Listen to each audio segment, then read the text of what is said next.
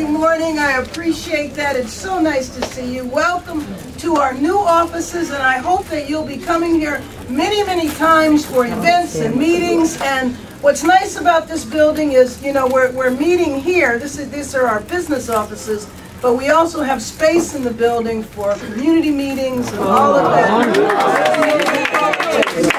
That's awesome. You know, it's been 8 months now, and I've been in LA now for the past several weeks. I'll be going back to DC next week, and I'm ready to get it going. Yeah! Put your dukes up.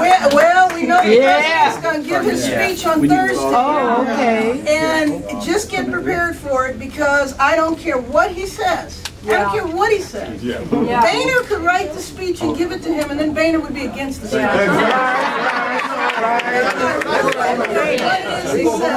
And I think that that's just so unfortunate. So I know he's going to call for things that are going to require additional spending. I sit on the budget committee.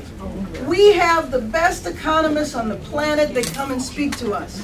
And without exception, whether they are Democrat or Republican, they pretty much say the same thing, which is, yes, we have a deficit, we need to pay attention to it. But right now, people need jobs. The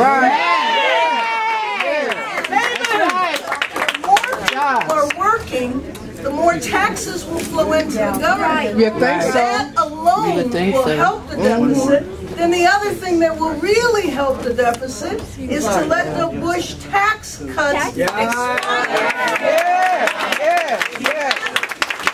Draw down from the war. Those three things will address the deficit. Now, in my opinion, after we do those things, then we talk about, do we need to cut? Unfortunately, my Republican colleagues want to begin with 1, 2, and 3 as cut, cut, cut. And I know that those of you that worked with me when I was in the state legislature, this is the same old song.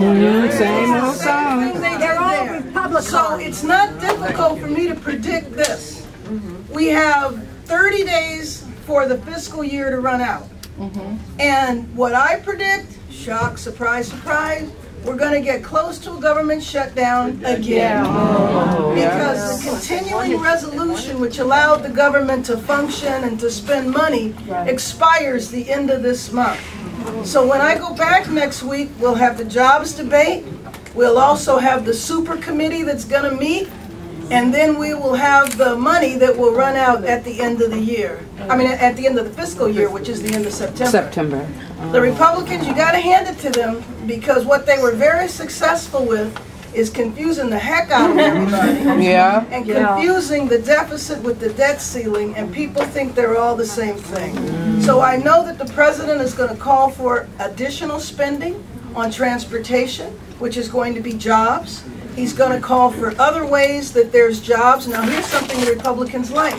They like tax cut, right? Let's see whether they support his tax cut. I don't know that for a fact, but I imagine that he is going to propose a tax cut to small business people who hire. So if you hire somebody that's unemployed, we'll give you a tax break. We'll see if they go along with that. In any other time, the Republicans have always supported transportation money. We have the transportation bill that needs to be reauthorized. Let's see now whether they do that.